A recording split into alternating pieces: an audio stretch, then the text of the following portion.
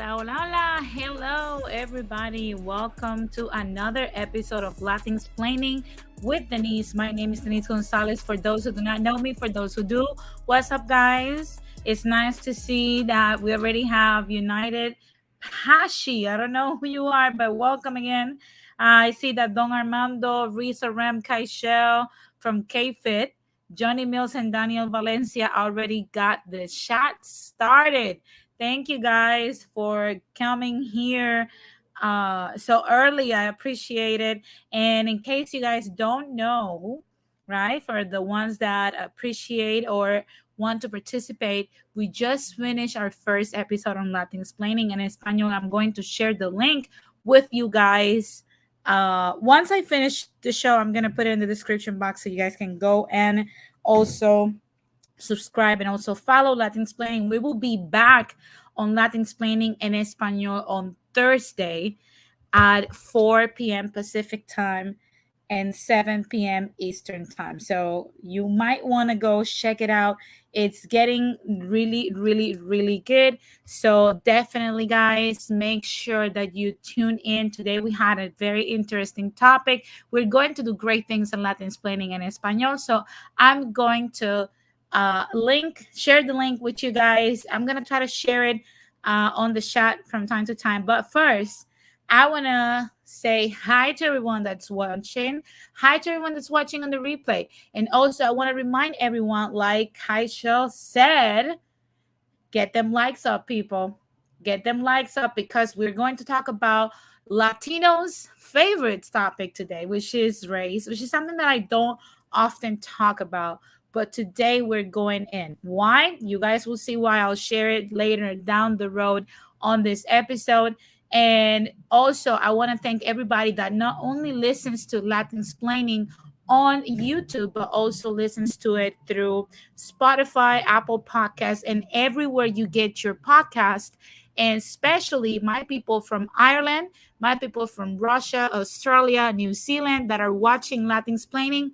Latin Explaining keeps expanding. And again, thank you guys. That took me by surprise because I would have never thought that little old me was going to reach those parts of Europe. So I'm very, very grateful to have you guys actually tune in and allow me to inform you of how things are happening from our Latin perspective. And you guys know that's a very no bullshit perspective. Okay. So thank you to everyone that tune in and my Latin explainers from overseas. It is a pleasure to be back here on a beautiful steamy Sunday after the failed pass of the tropical storm K from on the Pacific coast of California. So if you know what I'm talking about, we talk a little bit about that on our show in Spanish. It's been disappointing as hell, but I mean, at least we got a little bit of shadow, right? And a little bit of breeze and a sprinkle of water. I don't know if you guys felt it. If you're in California, put a number one in the chat. If you're somewhere else, then let me know also in the chat where you're from, because here in California, it sucked. It really sucked. Our so-called tropical storm. I mean, I come from Puerto Rico. You guys know that a tropical storm down there is really different than what it was over here. So, guys, without any further ado, and like I said, welcome once again. Let's get this show started.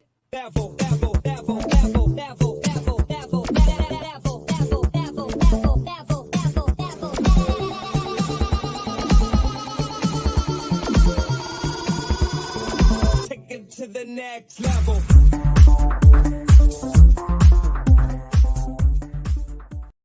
My God, today marks, and I talked a little bit about this earlier, but for the people that don't speak Spanish, today unfortunately marks another year of the most devastating chapter in the history of one of the most, of course, uh, on the history of this country, not just because it was such a massive loss of life. It was because it was the first time that on American soil people felt vulnerable and invaded. So we remember today 9/11 is 21 years since the attacks of at the World Trade Center on September 11, 2001. Let me know in the comment section, where were you when you found out that this atrocity happened? Like I explained on Spanish, on the Spanish broadcast, I was in my school, and I remember the secretary is a Chilean lady. She's like, "Oh, the towers came down." We couldn't figure out what happened because she was freaking out until she mentioned it was the World Trade Center. Then we put two and two together. We're like, "Oh my god." So I was 13 years old at the time. How old were you guys when the attacks on the World Trade Center happened? Where were you? Let me know. I want to know where you guys were, and how you found out. Who told you? Did you watch it on the TV? Were you actually in New York? And what are your thoughts on this whole thing? And oh, look at Robert Lee. Hey, Robert, what's up? He said, 10th grade, second period, AP English. Oh my God, I was in domestic economy. That was the class I was at. We were literally learning how to make some guava arepas when this happened. And we were baking. And immediately our baking class, oh my God, turned into hell. Hey, Roiches, it's nice to have you around. Roiches, I'm going to put my email um, on the screen. Shoot me an email because I have a question that I want to make. It's business related, but I need to ask you a question. So I'm going to put it on the screen on the banner. Shoot me an email anytime you have this week because I got to ask you something. But going back to the topic, I see that Kai Shell says, I was there. I saw it live. Oh my God. How? Oh my God. She says, I was at an employment agency next door. Jesus Christ. I bet that was traumatic. Did you have like, oh, because I know a lot of people say that they have all this like dust particles and all this stuff. And I know people that went over there with the rescue teams days after the fact, from Puerto Rico, that came back sick. I see that Rizorem says, I didn't know until I came home from school. I was in third grade. Oh my God, you were a baby. Oh, that's so sad. That's so sad. I was 13. At least I had a childhood. No, I'm joking. I'm joking. Johnny Mills says, I was in middle school when it happened. Me too. We were literally, that wasn't like at 9 a.m. It was very early. I see that Kaishel says, I live walking distance from there now. Oh my God. Is it true for my New Yorkers out here? Is it true that you can still feel like this dense presence where the towers used to be? Because I don't know about that. Hey T, what's up? How's everything over there in Ireland? It's nice to see you out here. Where were you, T, when you found out that the World Trade Center was under attack? I see that Daniel Valencia said, I was in Phoenix, Arizona at the time, thought it was a movie. Wow. Yeah. A lot of people said that, that they thought it wasn't real, that it was something that was like a movie or something like that. I see that Kaishel says that, yes, absolutely, yes, you can feel it. Oh my God. I am so, so sorry, for all the family members and all the people that, lost their lives in such a tragic event. And like I said before, we all have conspiracies and theories about what happened. Some might be true, some might not.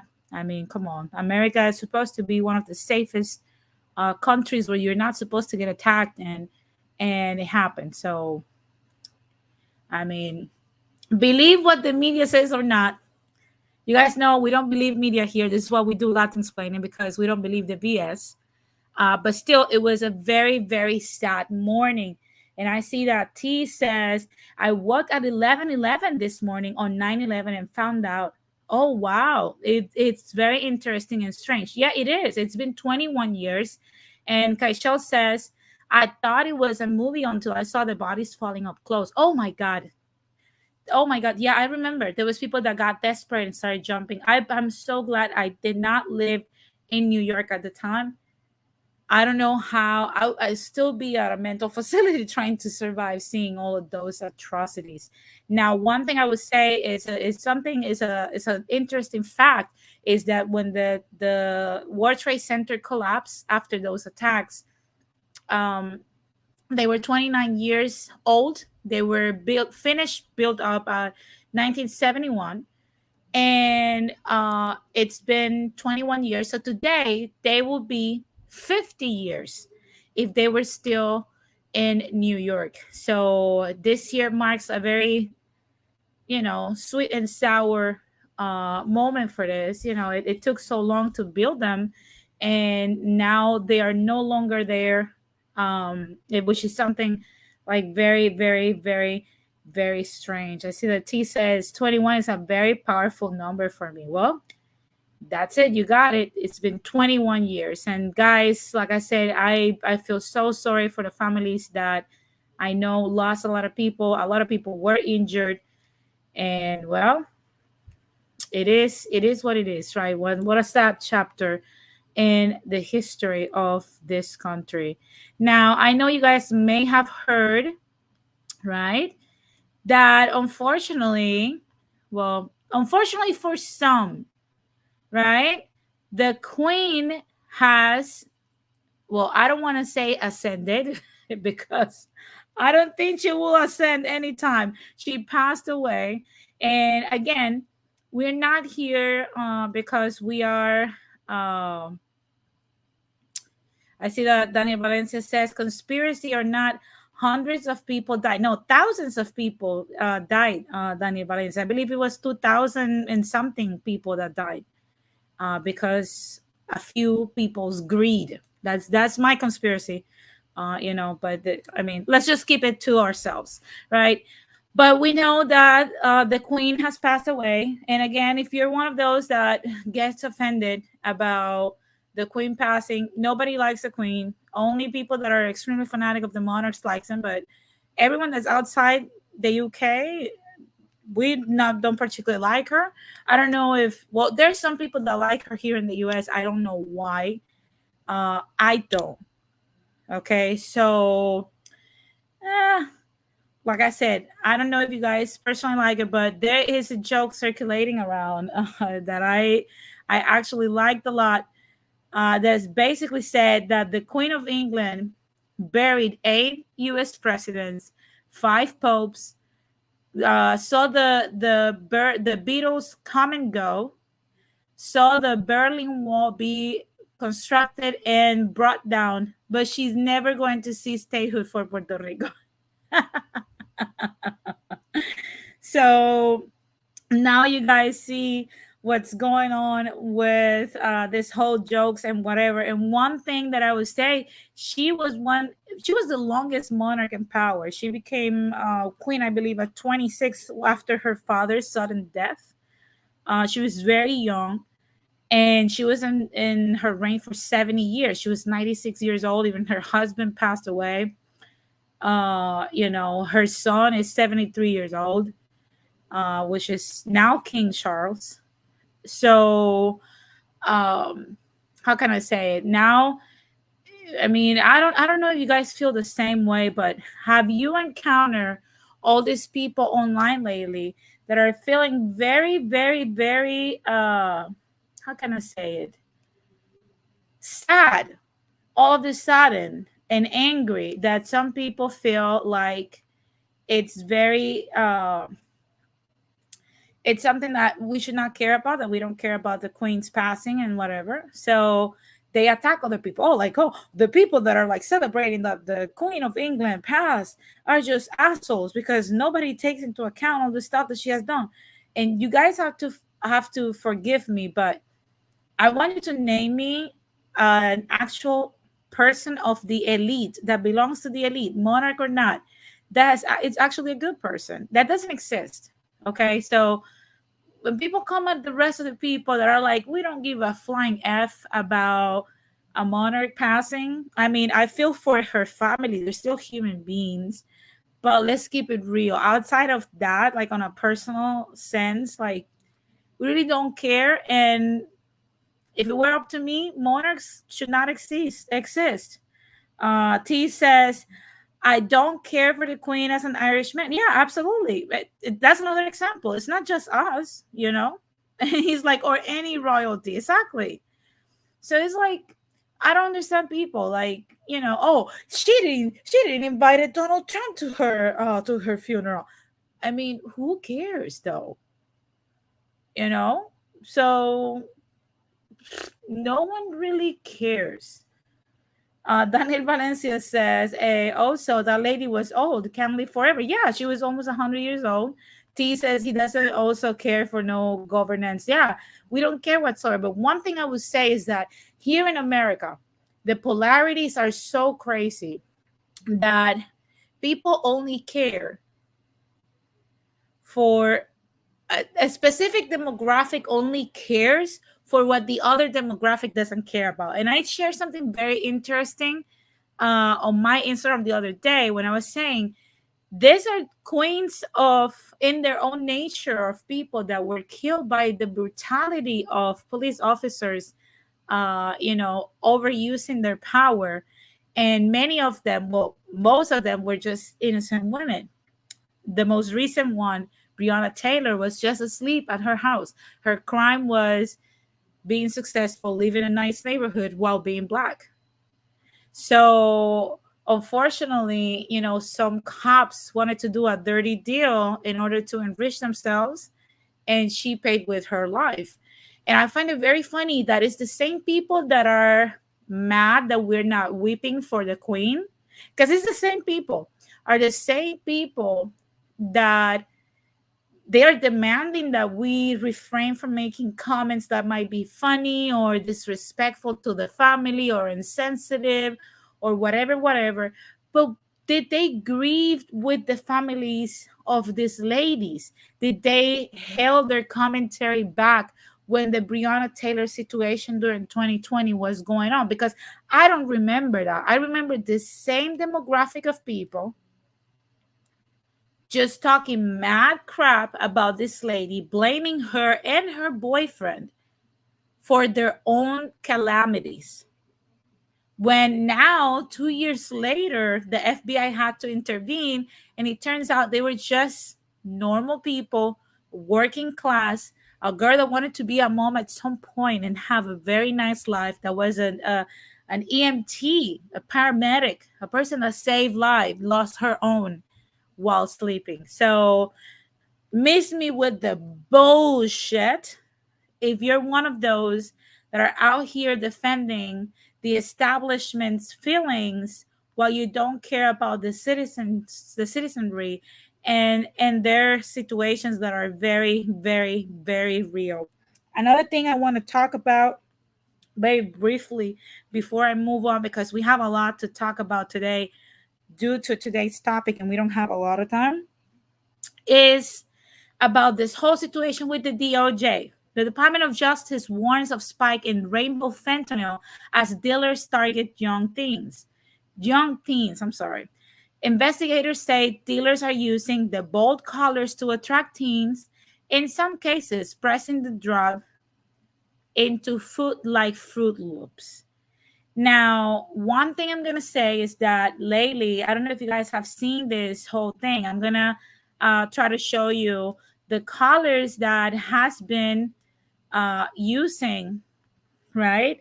But basically, fentanyl has been the reason why we're seeing a spike on younger people having strokes, stroke-like symptoms, heart attacks. Because last time I checked, if you were under 45, you were not supposed to have these issues, okay? Unless you were extremely obese or had a very unhealthy habit of some sort. So basically, what we're seeing right now is that this whole thing with the fentanyl crisis is taking new customers. And according to what media says and the Department of Justice is saying, is that now the criminal organizations that are pushing fentanyl into the American people are targeting teenagers and young people.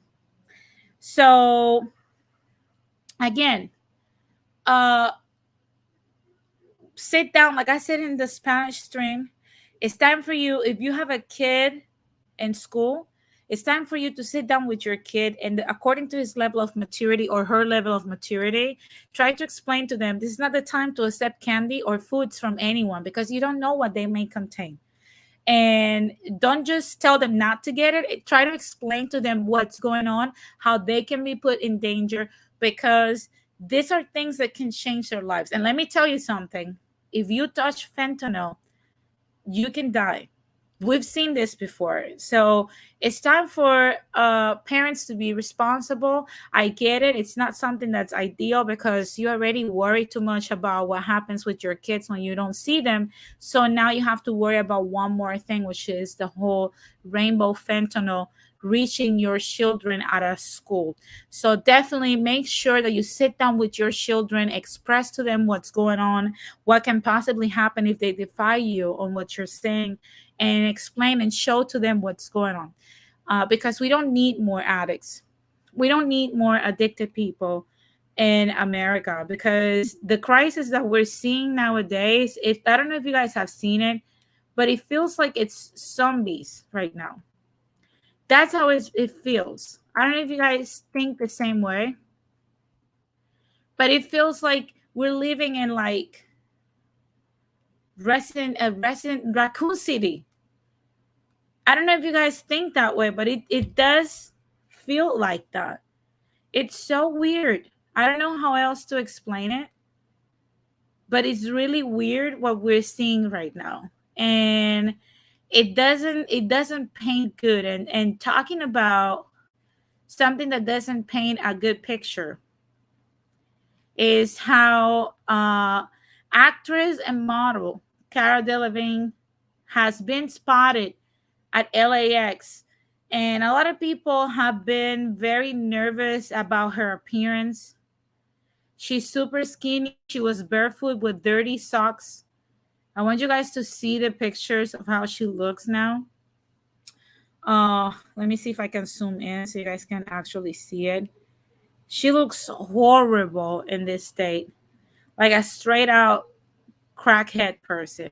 I'm not saying that she's on fentanyl because we don't necessarily know, but that's how she used to look on her regular days. And now this is her. And a lot of people try to make excuses and say that she's filming and whatever, whatever, but that doesn't look like she's filming, you know?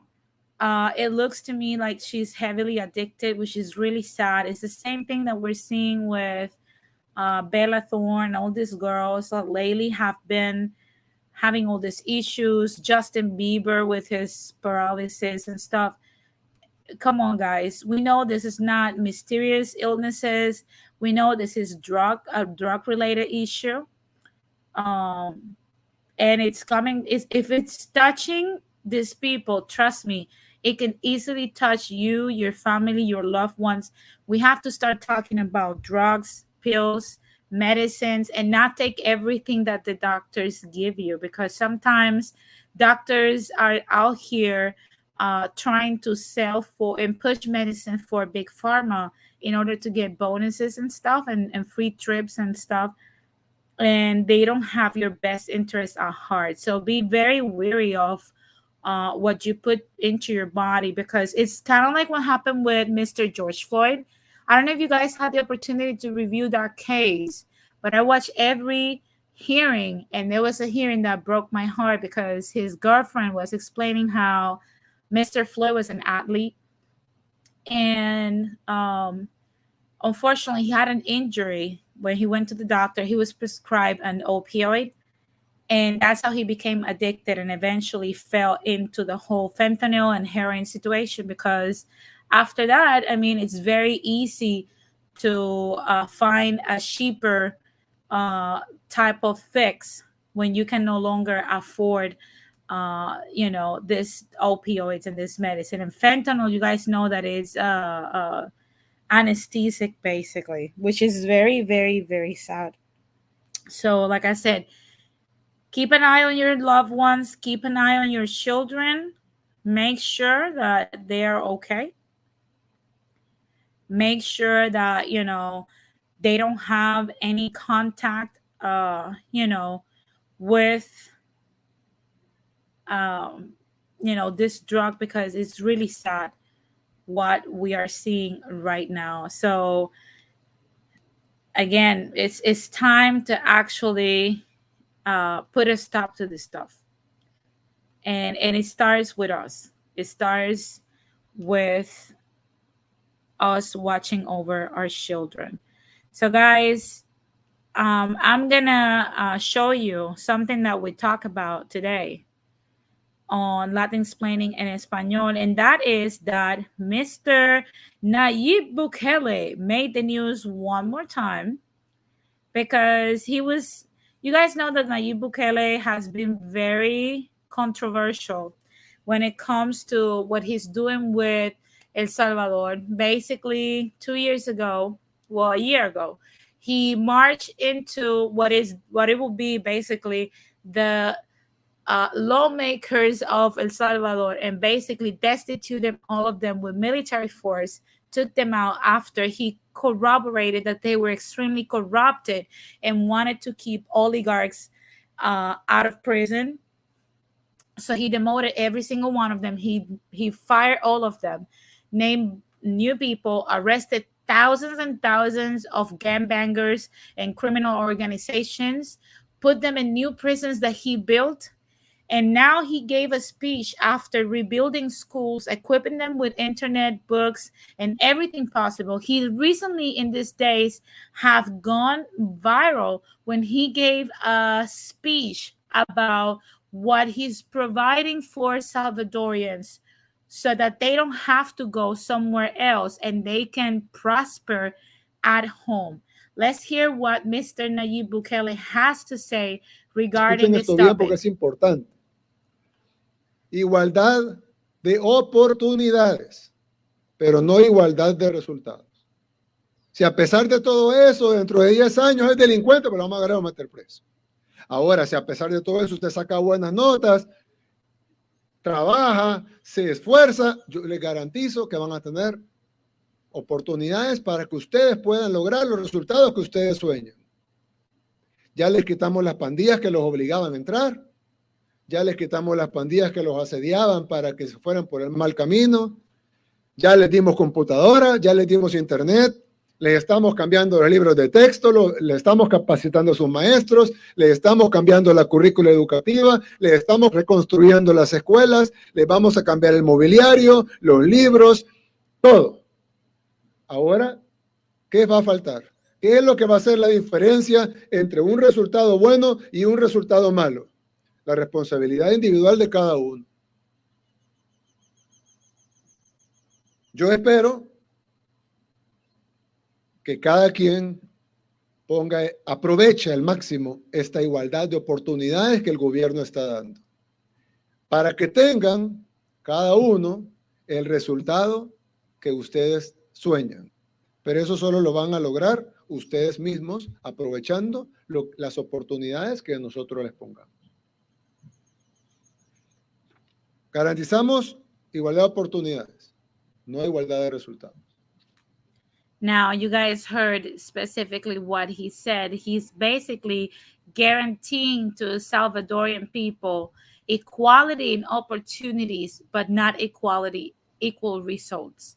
And the reason I love the way he worded, because that is something he's basically evening the play field for everyone, because one of the things that keeps people poor the most is poor access to education.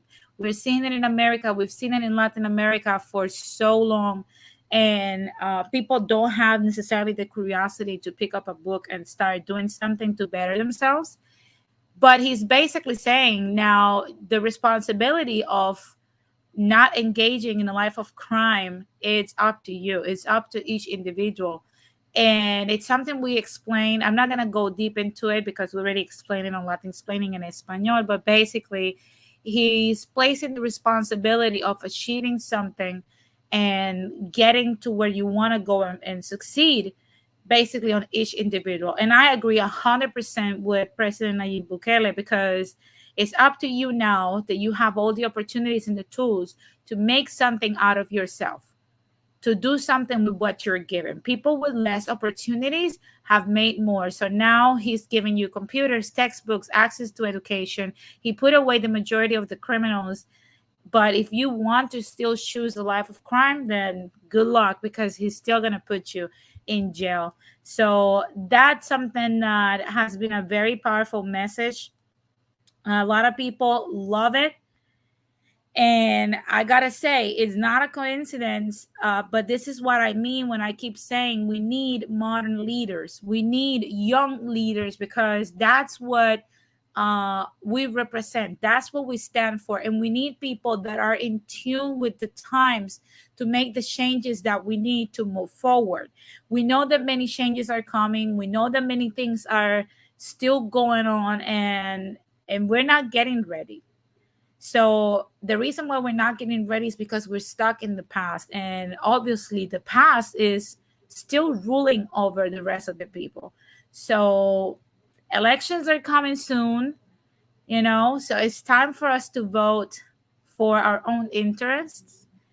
And I don't mean to vote for the incompetent youth. I'm talking about young people that are very capable of taking us to the next level.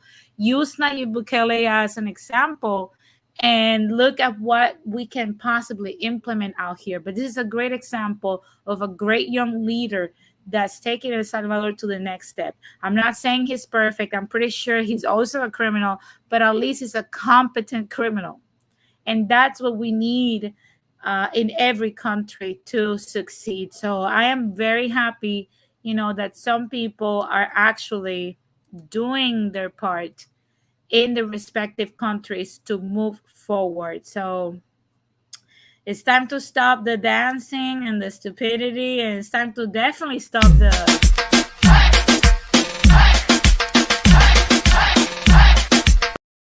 Okay, it's time to stop that. It's time to stop that. It's time to, hey, come on. It's time to use it so that we can get our stuff together. Now, another thing that I want to briefly touch on is Ricky Martin. It's actually making a lot of waves during this week because first he sued his nephew Dennis Martin for $20 million, not only for defamation, but for harassment. He says in his suit that he has been harassed, messaged, and exhorted by his nephew, his 22-year-old nephew, claiming that he's going to ruin his reputation if he doesn't get paid millions of dollars by the Puerto Rican singer. So he presented this lawsuit because he really wants to be left alone. He doesn't want this kid to keep contacting him. Mind you, Ricky Martin lives right now in LA. He's doing a lot of projects. And when he's not in LA, he's in Miami. When he's not in Miami, he's back here in LA. And sometimes he's in Rincon, Puerto Rico. And his nephew is still contacting him and doing crazy things in order to actually have access to him. So we thought that that was the end of his nephew, but unfortunately not. His nephew presented another claim, allegedly because he says that Ricky Martin is harassing him right now and doing him some harm. So this is a legal battle that doesn't seem to be have an end to it. But I think Ricky is gonna come out standing. My thing is, like I've said before, because when he had the first situation with his nephew, a lot of people already call him disgusting, a pedo, and this, and that. And I'm gonna say it right off the bat. We did not learn anything with Johnny Depp. I don't think Ricky Martin would present a lawsuit against his nephew if he's guilty of something. Okay, because of course in court you got to prove certain things in order for you to win. Why will he risk that? And if you know that bad press can ruin your career, I highly doubt that Ricky Martin wants that to be out there. So for the people that are already saying that he's disgusting, that he's this and the third, I hope you're never accused of anything, because then you will see yourself how crazy the system, the judicial system, or the injustice system of this country really is. So my best wishes to the Puerto Rican astro, Ricky Martin, in his situation dealing with his mentally ill nephew. Now, guys, that has been all the news that I have today. Now let's keep it moving to the main topic.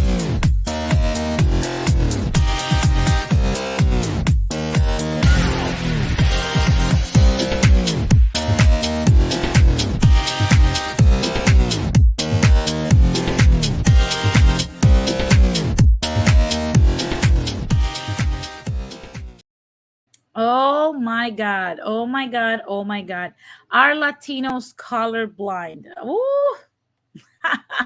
I know that this is a topic that's going, I know people are going to start coming later on, like more and more and more, because there is something weird about the fact that we touch this subject that we claim we hate so much. And I've been in this circle now for almost 3 years. And something that I have noticed is that we claim a lot that we do not like to talk about race. Latin America is not like the United States, and we don't go by race. We don't do anything over there by race. We don't do this, and the third. However, you can go to all of the streams in this Latino little corner that we have, even on the trash can of this corner, because I'm gonna keep it real. There are some content creators out here that are legit, and I love watching their content, and I'm subscribed to them. But there are some content creators out here that are just the trash can. Okay. And you guys know which are the ones I'm talking about, because those are the ones that I'm never going to promote on my platform.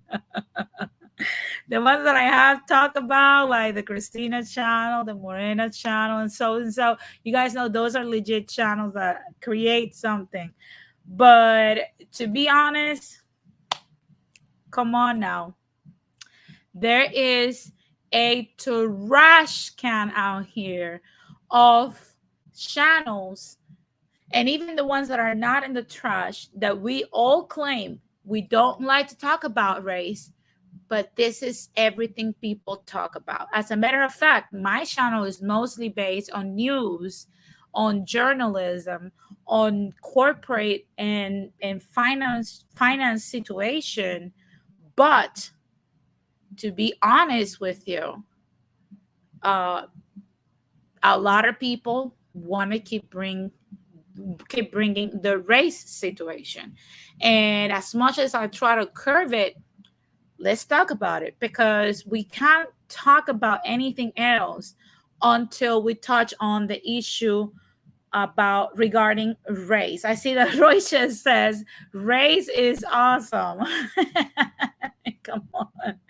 And like MK said, if you guys want me to continue and get into deep into the main topic, get those likes up, people. We are missing likes. We have 13 people out here. And like I said, I know times are rough. I know people are not donating as much. I get it. The economy is not as good as it was, I don't know, a year or two ago. But we are missing some likes. Okay, we need at least one more like. We have 12 likes, 13 people. So let's get the likes up and let's continue. But basically, people want to talk about the issue regarding race, and oftentimes I've noticed that many people have a problem when there are Latinos of African descent that identified with their African side. And this is a notion, there is a notion out there that many people believe that those people like myself are called Afrocentrics, and we were somehow brainwashed and bullied to acknowledge our African side and admire it and love it so much. We were somehow brainwashed and bullied by Black Americans into loving our Black ancestry and our African roots. Same goes for the indigenous folk, when they all want to embrace the indigenous folk, but they don't really embrace the indigenous people. When indigenous people tell them, unfortunately, you're not Indigenous Latinos are very protective of what they have for obvious reasons. So when they respectfully tell you all due respect, but you don't observe or speak the language or observe our culture and whatever, we are the same countrymen and women, but we are not in the same racial category. Many of them use the cop out that is very classic of these people, saying at the end of the day, we're all so and so, depending on the country. We don't do this whole race thing. There's not such thing as Afro Latino. There's no such thing as an indigenous Latino. There's no such thing as a white Latino, etc., etc., etc. As a matter of fact, radical Latino has been attacked many, many, many times when he talks about the concept of Anglo Latinos. Now, I don't often use that because to me, I mean, it can go both ways. But in all honesty, it's so weird to me that we want to act brand new as if this is very foreign to us and that we're doing this whole you know we're doing all this stuff because we're here in America and whatever. I for one was raised completely until adulthood very far away from the United States in a tiny island. And I was never in contact with an African American in my life until I came here. And I always knew I was a Black person. So, to be honest, we're going to get into the nitty gritty because we want to pretend that we are exempt from this. But today we're going to really talk about it. I want to talk about this whole thing. And eventually I'll let people come on so we can discuss this whole thing. But how racism started, how the concept of race started, many of you guys have heard about the Spanish Inquisition. And it's very linked to the very same principle of the Christian church, the Catholic Church.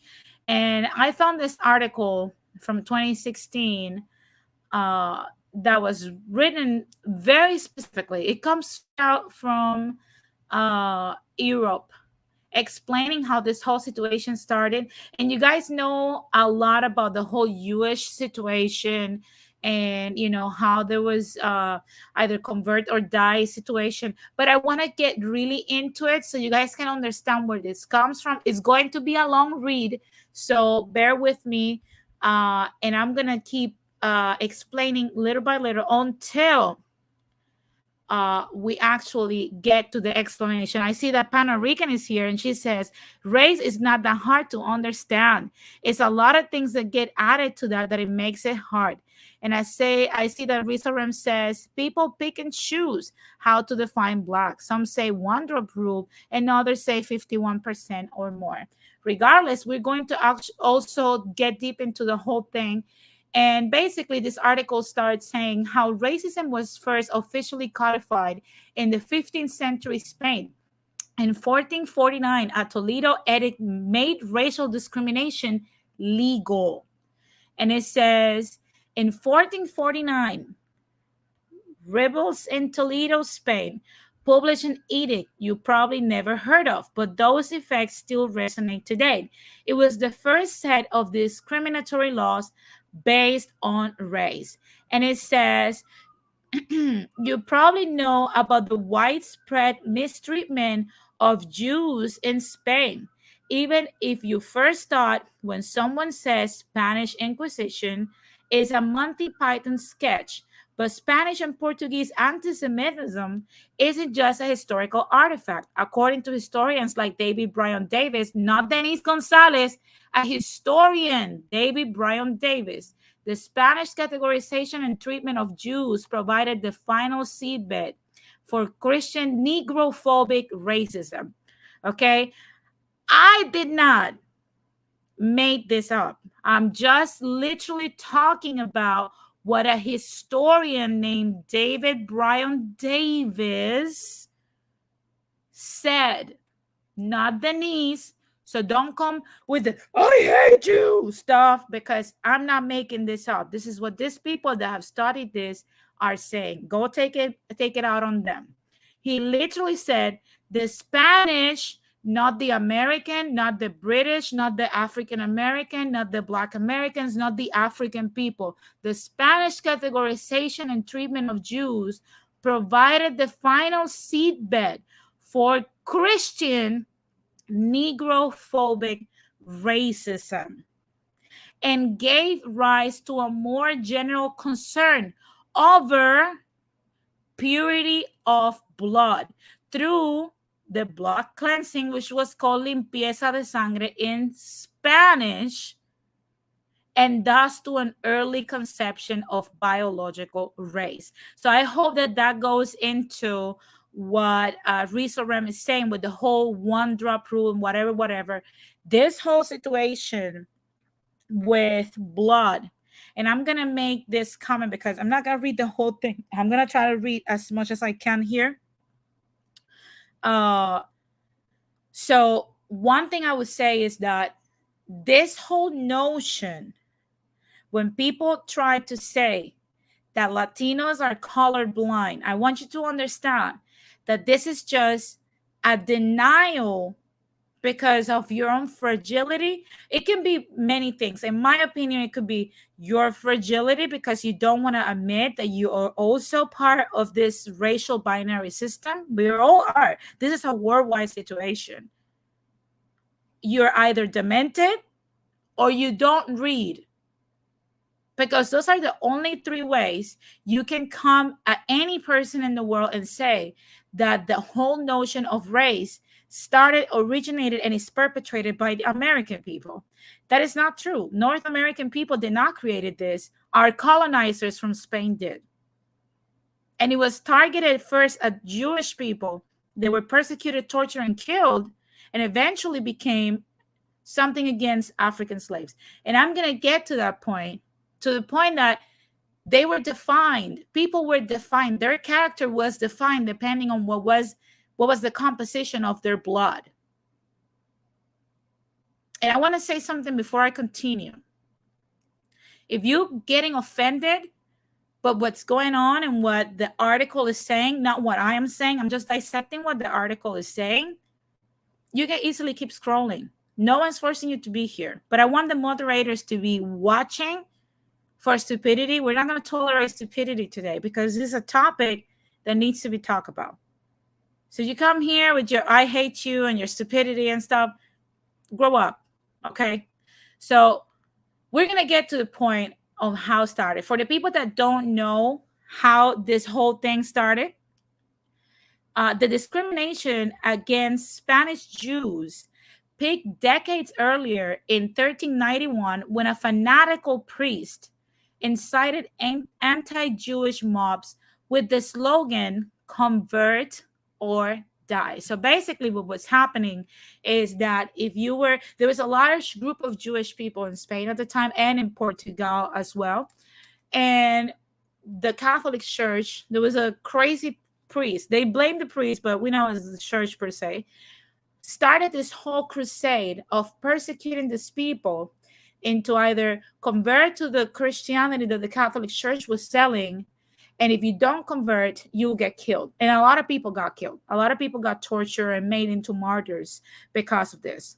So basically, it says a third to a half of the Spanish Jews, the largest community in Europe at the time, were converted to Christianity. I'm pretty sure it was out of fear. The greatest mass conversion in modern Jewish history. Now it says some conversos became enormously successful, a success that fostered widespread resentment against these new Christians. During a period of political instability in the 15th century, Castile conversos, as supporters of the kings, became the scapegoats for weak rulers. In some cities, physical battles broke out between the old Christians and the new Christian, which were the converted Jews. The conversos were basically the people that converted these Jewish people, following this whole convert or die stupidity. And the people that had many generations, and you guys are going to see the similarities of what we're talking about, but I'll get there in a second.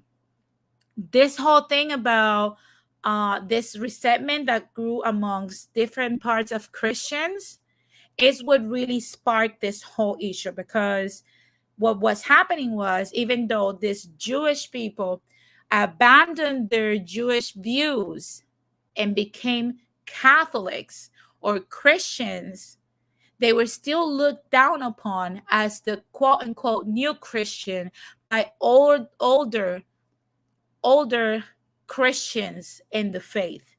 And the reason behind this whole thing is because they thought that at some point these people they didn't had enough generations with the same bloodline of Christianity, so their character was corrupted. But this is going to continue talking about this, and basically this is the same thing we're seeing right now in modern times in different ways. The whole FBA and the Tethers and all this stuff, all these cults, these cults and organizations that you see are also fomented in the same principles that we're seeing here with the old Christians and the new Christians, because it was often defined by your bloodline. But let's continue down this article. And it says, the most important of these conflicts took place in Toledo and began as a tax revolt.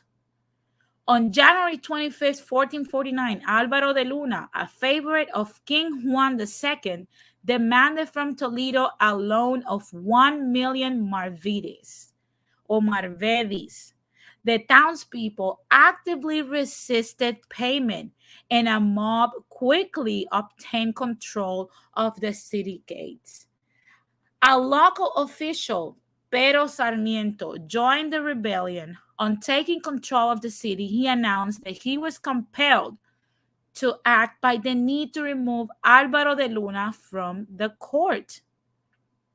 So basically, these people did not want to pay that loan, so they revolted.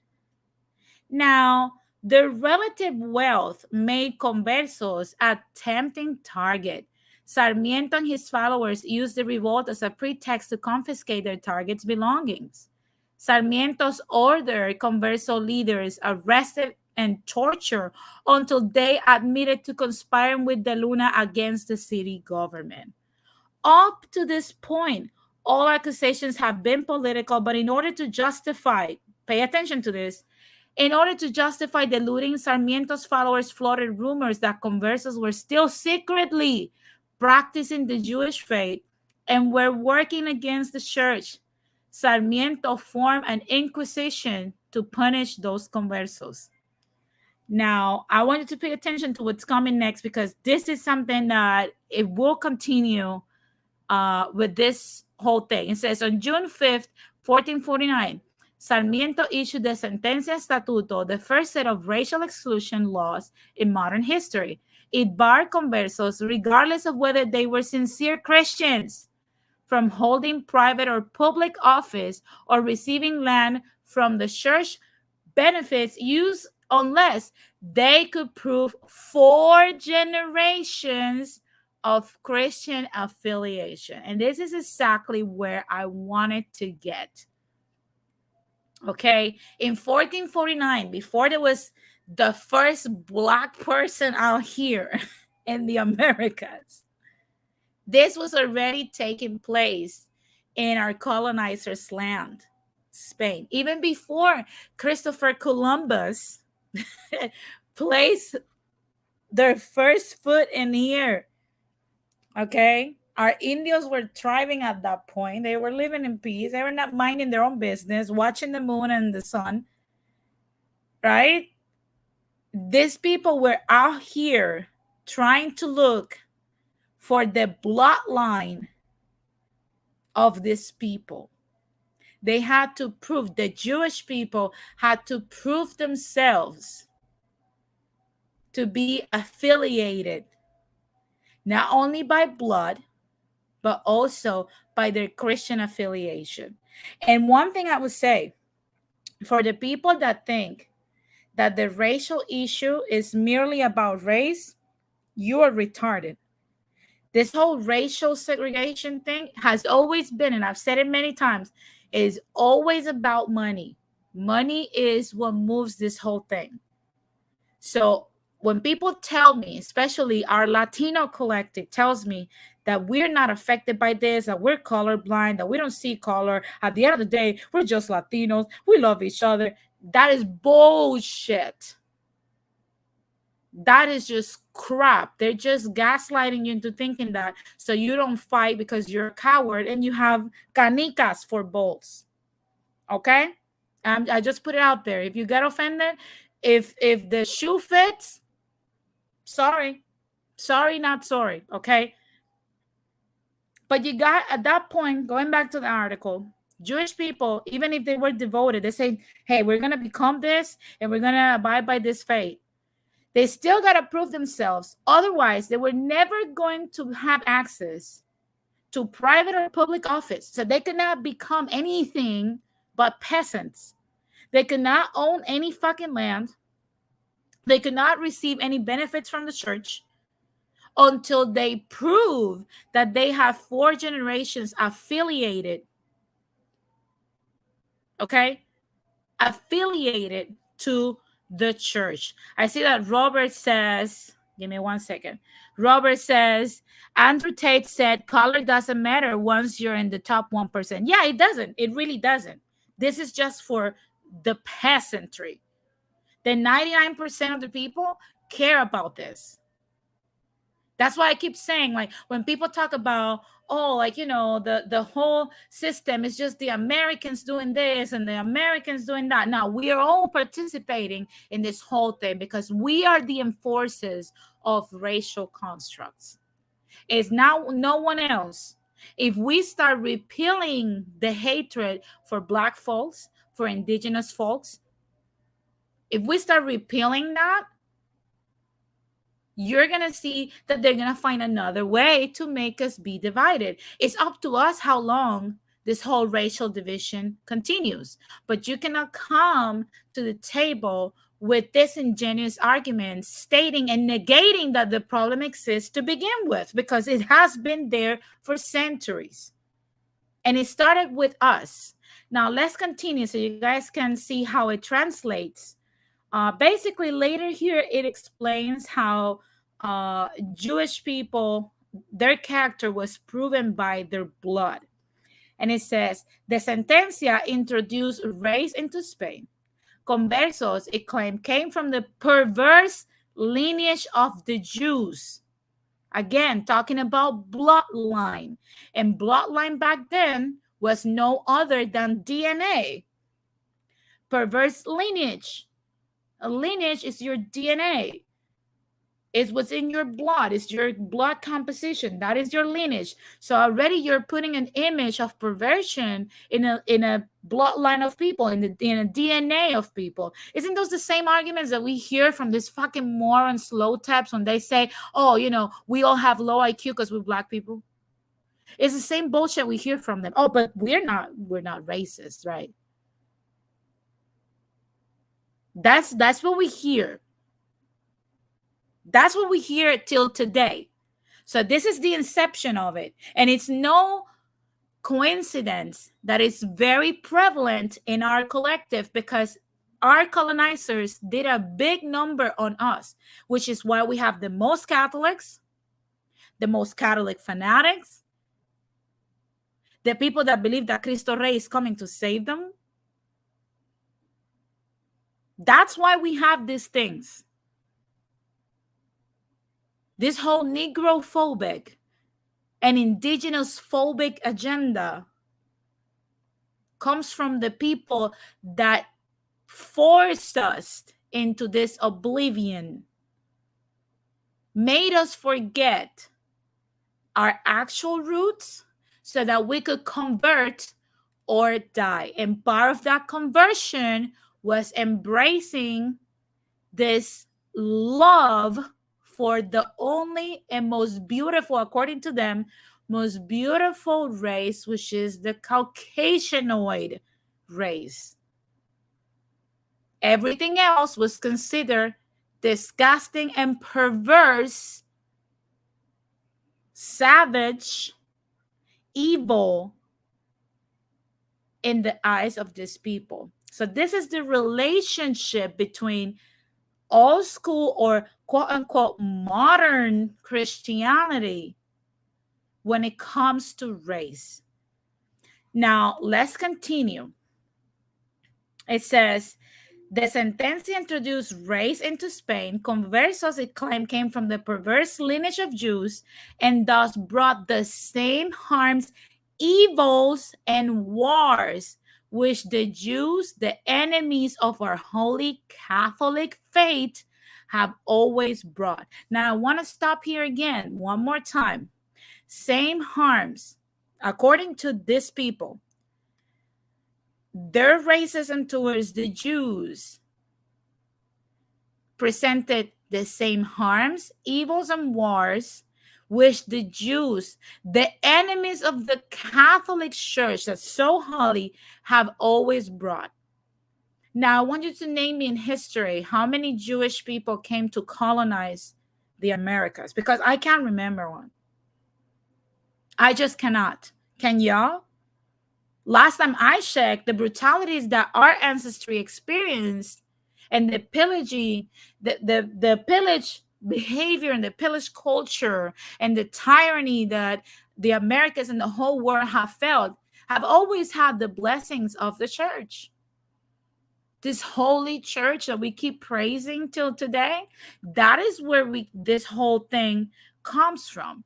But we don't talk about that. We want to talk about how being Afrocentric is a bad thing, how being pro-indigenous roots is a bad thing, how preserving our people and our ancestors that are very few compared to how they used to be, that's a bad thing. All these things somehow are a bad thing. But it's never a bad thing when it's talking about this whole thing. Give me 1 second, guys.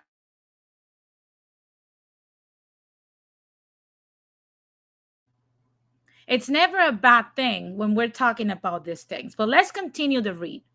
And it says, the anti-Semitism expert, not Denise Gonzalez, Leon Polyakov, deemed this the first example of history of legalized racism. It also constituted the first anti-Semitic restrictions, discrimination based on a racial rather than a religious definition of Judaism. Now, I want you guys to remember how a modern society condemns the Nazis because of what they did to the Jews. Now we're embracing it back again through Ukrainians. I've touched on this subject before through the Azov organization. They're full-blown Nazis. We're still, again, we condemn Hitler for what he did according to his race against the Jewish people. But we don't want to condemn the Catholic Church. We don't want to condemn Spain and their disgusting anti-anything that's not Caucasian discrimination. We don't want to condemn that. But Hitler was wrong. You see, that's the hypocrisy of people. We hate Hitler. We hate the Nazis. We hate what they did. They were wrong. But we don't want to condemn these people. We want to keep praising them, putting money into their church, praying to their saints, confessing to the priest, loving the Pope, putting more gold into their coffers. But we hate Hitler because we're good people. Well, let's continue. It says, this Toledo innovation went viral. Other localities soon followed Toledo's example. For example, Cordoba banned conversos from office and exiled most conversos. So basically, they were segregated because they were exiled from certain places and from having certain access to wealth. Guipúzcoa, Jesus, prohibited conversos from living or marrying there. I want you to think about all these things. And I'm going to jump into what is the whole purity of blood. And it says the phrase limpieza, which is purity of blood or cleansing of blood, came into common use in the 16th century. The phrase, which is the 1500s. The phrase was understood literally not metaphorically. Medical belief held that blood was the principle of 4 humors in the body because it circulated the other humors. Blood, therefore, played an essential role in establishing a person's character. Remember what I told you before about how today we're still saying that Black people, just because they're Black, they're criminal and evil? This is where it comes from. But we want to blame Black Americans for this. When Black Americans never created this notion, it was our Spanish colonizers that taught the world this notion. I'm going to read it again. So for the slow ones in the back, it says, because it said medical belief held that blood was the principle of 4 humors in the body because it circulated the other humors. Blood, therefore, played an essential role in establishing a person's character. It's the same thing that we hear today about how only Black and Indigenous people are criminals. They're criminal, they're evil, you should be scared of them. It's in their blood, is in their character because they're this way and that way. I said that has anything to do with it. And again, I'm daring any of those slow taps and Hispano taps to come on and debate that your notions come from the Afrocentric African Americans, that they come from the United States. Try to argue with facts. Not come here to call me how I'm a bitch, how I'm married to a Black man, how I'm a Puerto Rican and we're America's bitch and whatever. No, come here and argue with me that we are colorblind, that it's not possible at all that we learn this horrific, disgusting, and stupid things from our colonizers, and that you have a colonized brain, because that's where it comes down to. You will kick and scream, do mental gymnastics, blame other people, blame other groups of people, another country, before accepting that you're a colonized person and you're a freaking coward. That's why you refuse to abandon those beliefs. Because after those beliefs, you have nothing else. Because it's a self-loathing thing. You refuse to love the people that were your ancestry, that laid their lives because they believe we should have been allowed to be free in our land. Spaniards did not like that, so they fought them, but you still want to abide by what the colonizers and the killers of your people told you you should abide by. And because you don't want to fight that notion, it's easier for you to blame the Americans. It has always been like that. We blame the Americans for everything, then we want the Americans to rescue us. But let's continue. Let's continue with this whole thing.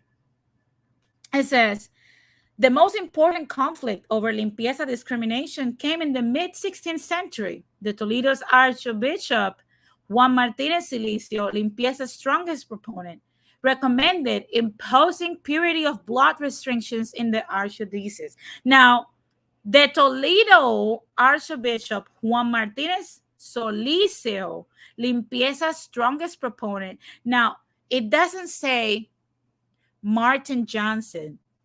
It doesn't say Abraham Lincoln. It doesn't say, I don't know, John Johnson, John Jackson. It doesn't say Terry Smith, Shad Bronson. It doesn't say that. It says Juan Martinez Silicio. He was the strongest proponent of this whole purity of blood because the character of people with quote unquote dirty blood was evil. So it didn't came from American people. American people at that point did not exist. As a matter of fact, America is not going to exist until 226 years after this stuff. So how could they possibly build this upon us? They were not even here yet. But let's continue, because if I might remind you, this is mid-16th century. That means 1500s, 1550s. Now, let's continue. It says, the most prominent cleric to resist this was Ignacio de Loyola. And Ignacio de Loyola, we know, was, of course, very good friends with the conversos, which were like Jewish people that were converting other Jewish people. But I want to go down to what happened down below the line, down below the timeline. It says, but the resonances, because we can say, well, that's just Jewish people, it doesn't have anything to do with the Negroid race. Let's continue. It says, but the resonances of Spanish limpieza or Spanish cleansing restrictions went far beyond their effect on the Jesuit order, which is what Loyola founded. Iberian, not American, not Wisconsin, not none of these places, right? Iberian initiatives, African race, slavery, the discovery of America, the development of plantation agriculture made limpieza, which is cleansing, and hear well, a force in the development of anti-Black racism. Okay? That's literally what it is. Now it says, beginning in the 1440s, Spain and Portugal entered the African slave trade. They did not enter this in the 1600s or the 1500s. We're talking about even before they set foot here. Christopher Columbus came here in 1492. And it's 1440s, and the Spaniards and Portuguese people are in Africa in 1440. So it's 52 years before they even came to the Americas. There's no way American people were established. They did not exist. The Mayflower wasn't even here yet. So let's continue. Formerly dominated by Islamic countries, the discovery of America and the development of plantation agriculture considerably expanded African slavery. And again, who started that? Spain and Portugal. Between 1500 and 1580, Spain shipped approximately, okay, it wasn't America. What it says here? Spain. Between 1500 and 1580, Spain shipped approximately 74,000 African people to America. Who brought Black folks in chains to American soil? Was it the American people? No, it was not. It was your colonizer, my colonizer, the people that established our countries and our language and our religion, our structures and our constitutions. Okay? This number increased to approximately 714,000 between 1580 and 1640. Almost a million of African slaves were brought here. In just 60 years, almost a million, aside from the 74,000 that were already here. Okay? Now it says, along with slavery, Spain exported limpieza. In 1552, the Spanish crown decreed that immigrants to America must furnish proof of cleansing, limpieza. The Spanish deployed limpieza throughout the Spanish America. Again, the what? The United States? No. The Spanish America, and the Portuguese adopted it in Brazil. In its new environment, limpieza began to mutate, beginning to refer to an absence of Black blood as well as an absence of Jewish blood. I'm going to read again. I'm going to read it again. In its new environment, we're talking about Spanish American, limpieza began to mutate, beginning to refer to an absence of black blood, as well as an absence of Jewish blood. And you still want to say that your hatred and your repeal of me no black, me no from Africa, there's no such thing as Afro-Latino. You still want to think that that shit came from the American people? Do you still claim that? Because if you claim that, you have more issues than just dealing with quote-unquote Afrocentric people. You need a Xanax. And this is something, before I let people in, I'm gonna nail down why I wanted to bring this topic. I wanted to bring this topic because I'm growing tired of the people that want to claim like, oh, we're not black. We're not Indios. That doesn't exist. We're not this. We're not that. We want to claim we're Europeans.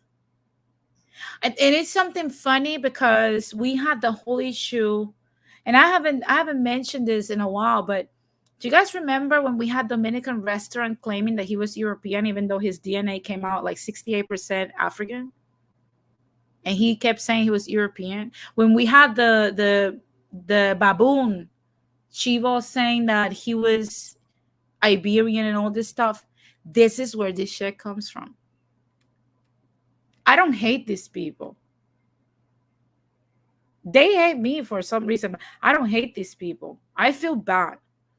Because when I hear a Latino that is scared to claim indigenous and black blood, that only tells me how colonized you are.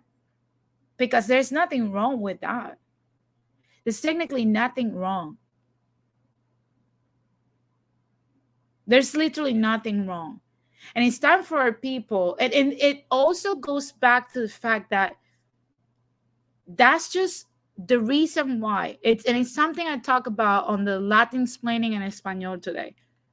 Why we're cowards to the point that we have all these corrupted governments and all these people stealing money from us. We're the most exploited large amount of acreage of land.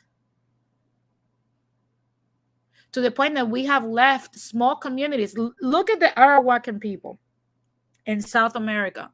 How these people were not scared of using every avenue to fight for their land. That is the remaining pockets of people that are free, are indigenous people. And I think it's time for us to start giving them some respect. Because we need to learn from them. We need to go back to our African people as well and learn from them. Because every time I hear these stories about how me no black, me no Indio, me European, me Iberian, I love Spain, I just want to choke on Spaniards' dicks. This is the things that keep telling the rest of us that read that your mind is really colonized, that you have a problem, because Spain has not been the ruler of our countries in a few centuries now. And you're still allowing them to colonize your brain to the point that you cannot read and understand that those things were what they made us do? That you look mad retarded? That you look like an idiot? Oh, you with your woke agenda and you're a liberal. I'm not a liberal, because I'm telling you, you're retarded because you want to believe that the whole notion of race comes from Americans. I'm just telling you, you're just retarded because it came from Spain. people like myself, like radical Latino, we don't see difference in this whole color spectrum. We don't. The only people that see these differences are the slow taps. They're the only ones. And again, it's just more proof of what we've been talking about. They claim that Americans implanted that seed. But I want you to go do an assignment. Don't take my word for it. Go into every one of these podcasts, if you can call them that. Go into every single one of their shows. And I want you guys to honestly tell me, what is the main topic of all these people? Because it's always race. It's never anything else. It's always going to come down to race. Notice how the minute radical Latinos started condemning the xenophobic tendencies of certain FBAs, that they crowded radical real quick. Yeah, radical. Before that, radical was an idiot, Afrocentric, end lover, whatever, gay, a pig. They call him everything under the sun. And make no mistake, Thursday, we're coming with another nail on the coffin of the slow tech mindset, because I need to finish this whole show. The season is going to finish next Sunday. That's how we're going to end the season with what we should have ended a while ago. Because it's time that we understand that as Latinos, we're very behind. And we are part of the racial binary system that we complain the Americans live under.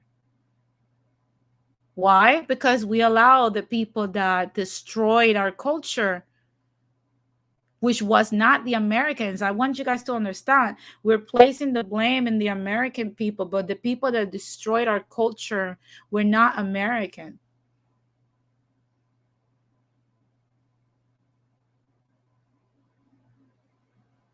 That's literally how it is.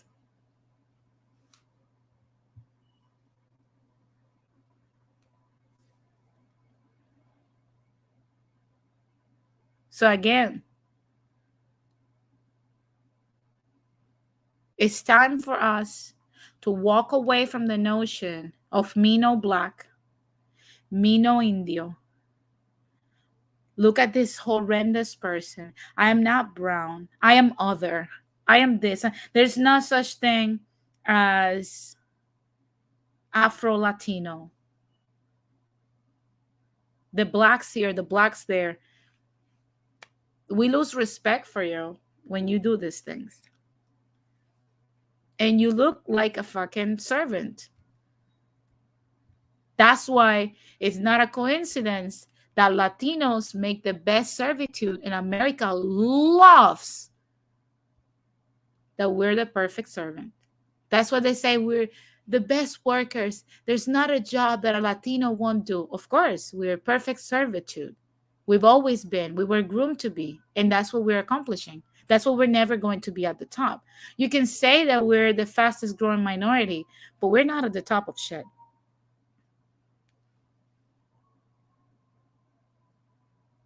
And people say, oh, you're anti-Latino. No, I'm actually pro-Latino, because I'm telling you why we're not at the top when we have the freaking numbers.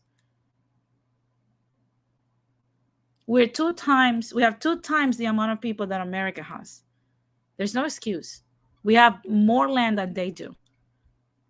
There's no excuse for us to be at the bottom, unless we're the perfect servitude, which we are. And I'm tired of sugarcoating it.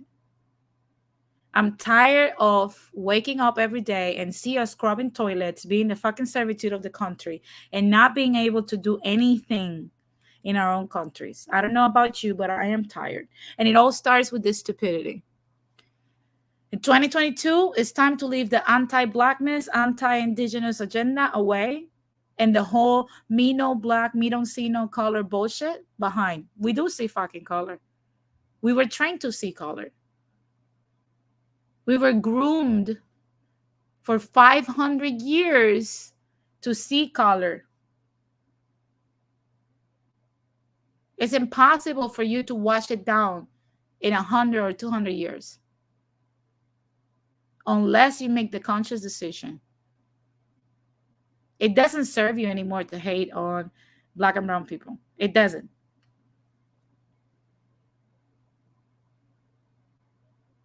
It really doesn't. It doesn't serve you in any way because we're not winning. You might hate that, but that doesn't mean that you are winning. You're not. So for the people that love to say, oh, that doesn't exist in Latin America, bullshit. The next time you hear that shit, call it out. Bullshit. Or better yet, ask them about Spain. If they tell you that Spain, anything good about Spain, or if they're Catholic, you know already what's up. Don't fight. I love what MK says. When he says, people don't listen. You're more in the middle. If people care to listen, they will know. Exactly. I've always been a moderate person. And I don't care if people are like, oh, you know, you're liberal. You're just woke. And I hate it. I don't like it. Well, kick rocks. Kick rocks, to be honest. It's the only thing I can say. But probably, I don't know what I'm talking about. Probably I'm just full of shit. Probably, I don't know. Probably I'm just blabbering here and foaming at the mouth. You know? Probably that's what I'm doing out here. I'm going to put the link on the top in case anyone wants to come up. And this is something funny too, I'm going to say. It's funny to me that we have a lot of people yelling at people like myself, but they never have the guts to come to this platform and not, you don't have to come to this platform to debate if I'm white, black, or if I'm dating a black man, or if I'm married to a black man, if whatever you want to argue, or call me a bitch or whatever. You never, these people will dare to come here. And this is a challenge that I'm going to post today. Today is September 11, 2022. I dare. And I know there's a lot of slow tap friends out here who hate watching. And I love that they hate watch my show. Thank you for the engagement. I'm going to dare them today. I'm going to dare them until last Sunday. This is the only week, the last week of the season that's dedicated to the mindset of the moronic sector of the Latin community. This is the low IQ, the bottom of the barrel of our community, the scum, the trash of our people that are corrupting the minds of other people. I dare them to come here to my platform and not talk about how I'm a bitch, who I'm married to. Come here and try to tell me, how am I wrong? What part of history justifies their stupidity? And where in history they can prove that we are oppressed, that we didn't accept it. The inception of racism didn't come from us. We infected the Americans, not the other way around. The people that slow taps praise, and kiss their asses, the Spaniards, they infected the Americans. It's our fucking cancer that got into them. We brought this disease to the American people. It wasn't the other way around. You want to debate history? I dare you to come here. I've talked about slow tap since last fall. It's been a whole year. And they're running away. Their platforms are shut down. I have not seen any movement. As a matter of fact, I see more movement in my platform that I'm seeing on their platform for a reason. Because people are starting to realize that if I'm a bitch, if I'm fat, if I'm married to whoever, it doesn't matter, because what I'm talking about is the truth. You might not like what I say, but you cannot argue with facts. Facts are facts. And if you cannot accept them, that is okay. But that don't make you right. And in today's society, people rather go with the truth than with the stupidity that you want to spew. And that is just what it is. That's literally what it is. And I am so tired and so fed up with the fact that we have till this day morons defending this stuff.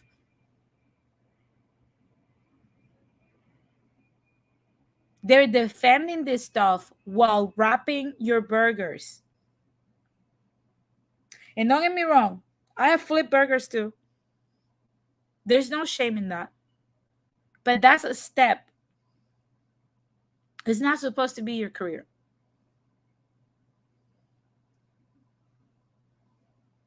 But that's the career of choice of our collective. Because we'd rather focus on that. Because once again, like I said, there is a colonized mind in every Latino. So again, to the people that are hate watching, to go tell their slow tap friends, this is it. This is the call. After that day, we can declare slow taps pussies, because that's what they are in reality. But let's just give them a week. Next week, next Sunday, we're going to have a show called Latinos in the Prison of Belief. That is the ending of this season. That's what we're going to talk about.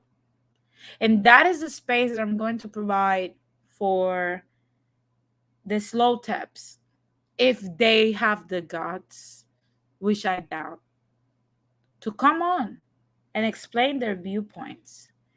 Explain to us how the Americans created the Afrocentric culture, how they created the racial structures that we have today, how we did suffer from oppression out here. And more importantly, I want to dare them, because Thursday, Radical Latina and myself have a very crazy show. I'm telling you, this show has been postponed so much because it's so many things that we have had to nail down. Because every time you think you're done, something new happens.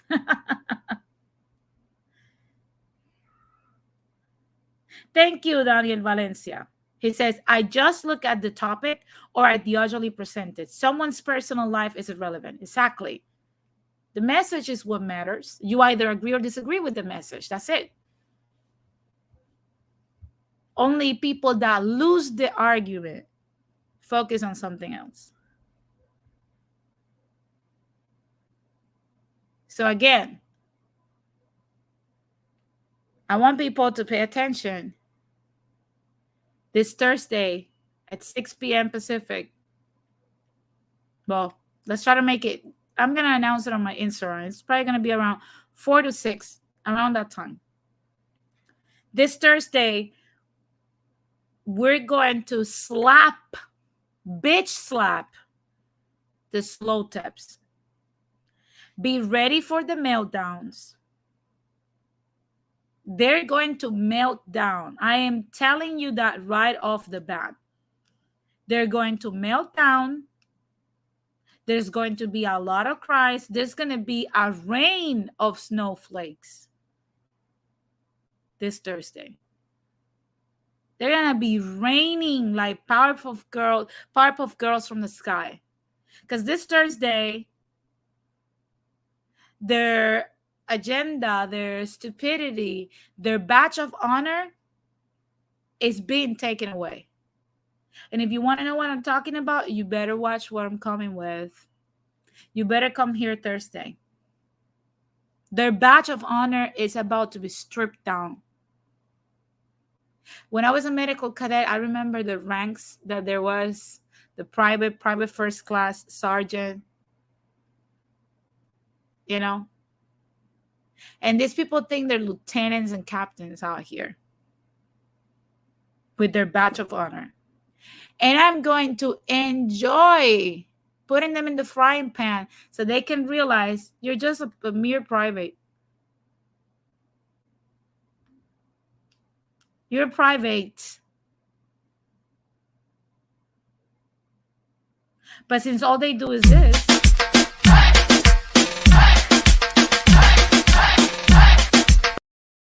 that's what they want to do. Or if they don't do that, they always come at me and Radical and all of us that are trying to tell them, wake up and do something. They'll come at us like, they always come at us like that. Because they never want to listen. Good luck. Good luck. That's what's going to happen. And we're going to hear them. This is what's going to happen Thursday. I know. That's going to be Thursday.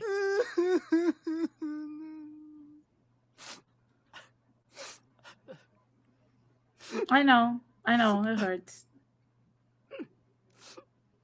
That's going to be Thursday.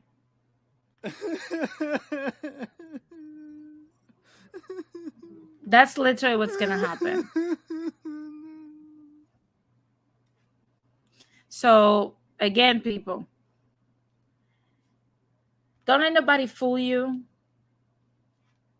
Don't let nobody try to change history from what it really is. Always look at the facts. Latin explainers, you guys know that we read out here. Like I said many times, and I know it sounds corny as hell, but I love it. We don't just do dishes out here. We also scrub the sink. We do. That's what others do. They just do the dishes and leave all the, that nasty gunk at the bottom that they do they leave the nasty rice and the beans at the bottom and stuff.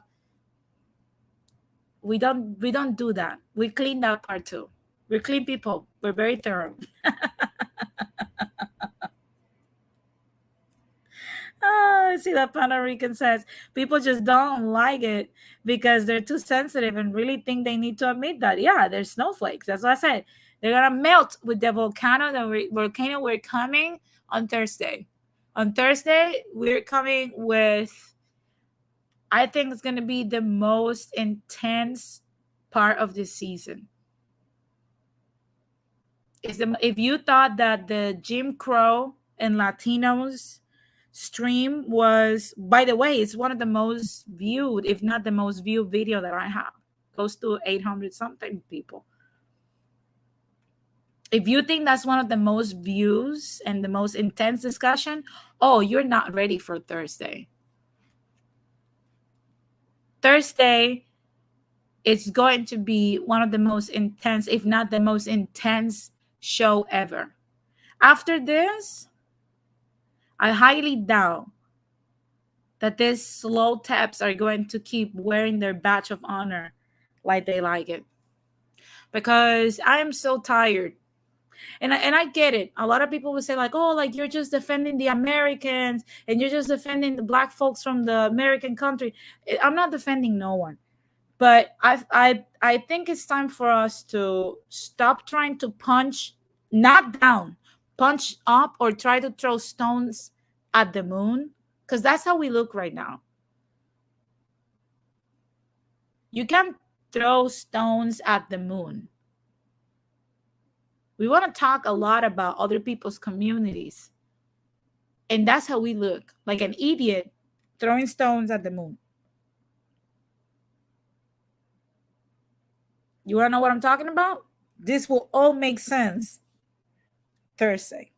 So, guys, oh, I see that Fana says, we got Latinos out here getting offended with what you say. Just shows they're not as thick-skinned as they claim. Yeah, absolutely. They're always going to get very sensitive and offended, and everything I say is offensive, and I'm a Latino hater, and I'm a this.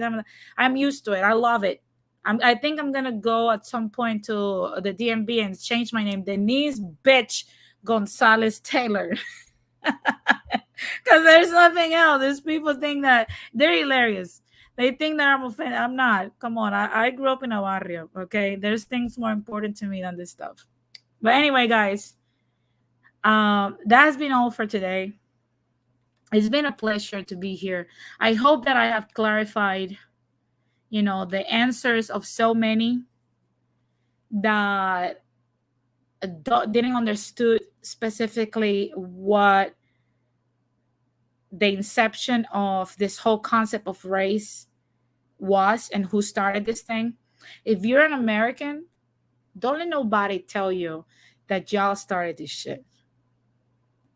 Now, did y'all profit and lost from this shit? Absolutely. Americans lost a lot, especially Black Americans lost a lot. A lot from the shit we created. The cancer that we gave them. And we're still giving them that. So, again, that's something that don't let nobody disrespect you like that. And I see Pana says, just seeing certain comments show there's a clear difference between Latin American born Latinos and USA born Latinos. Yeah, absolutely. Absolutely. And that's a difference that if we talk about it, then we're haters and we don't like them and we're racist and we're xenophobic, whatever. But anyway, guys, I'm going to wrap this up. Thursday at 2 p.m., we're going to have another episode of Latinsplaining en Español. Like I said, I'm going to put the link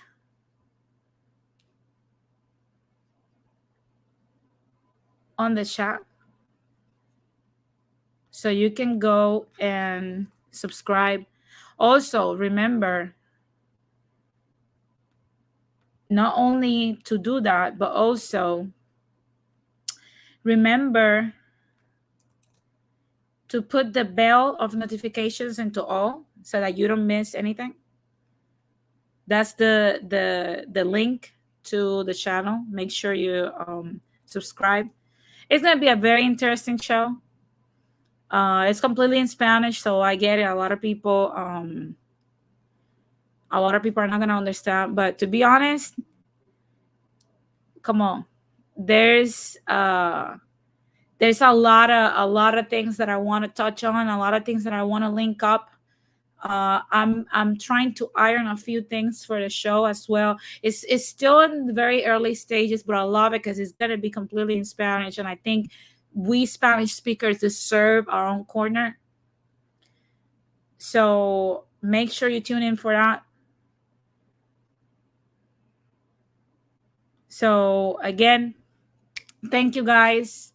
I hope this has clarified that Latinos are not colorblind, because it was through our colonization in the past and the restructuring of our countries to what they are today, that race was implemented, and it has always been about benefits and money, hence why you don't see a lot of colored people in positions of power.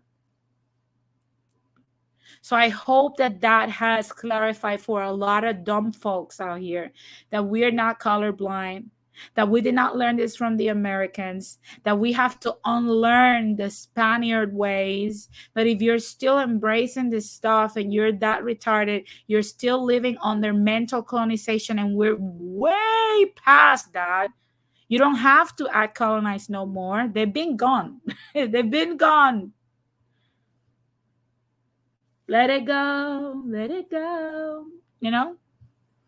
So, again, I hope that has clarified for my American people and the Black Americans that follow my platform. Thank you, guys. Don't let people put that on you. You already have a lot of things put on y'all.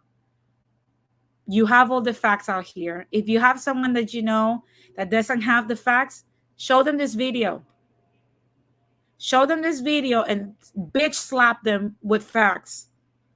I love that. And let me know in the comment section who you educated with what we discussed in this video. It's time that these things start spreading so that people know who the hell they are. And it's I want to bring shame back. Shame people. Use the facts to shame them. I love shaming these idiots. Do the same. I support you. And you know, that's what Latin explainers are going to do now, because apparently educating doesn't work. Bring shame back 2023. We're going to do that next year. Anyway, guys, that has been all for today. Love you all. Thank you for everyone that's watching live, and for the people that are watching on the replay. I love you guys. Thank you for, sticking with me. You guys know I'm going through a lot of things in my personal life with my mom and, situations back here. But it has always been a pleasure. Thank you very much. See you guys Thursday. You don't want to miss that show. So tune in on Thursday. And next Sunday, we're going to see if these idiots have the guts to show up. If they don't, we're still going to put the last nail in their coffin with the season finale. So you want to be here. Make sure you bring a friend. You have your snacks, your drinks. You're going to love it. Okay? Have a nice one. Peace. Nice week.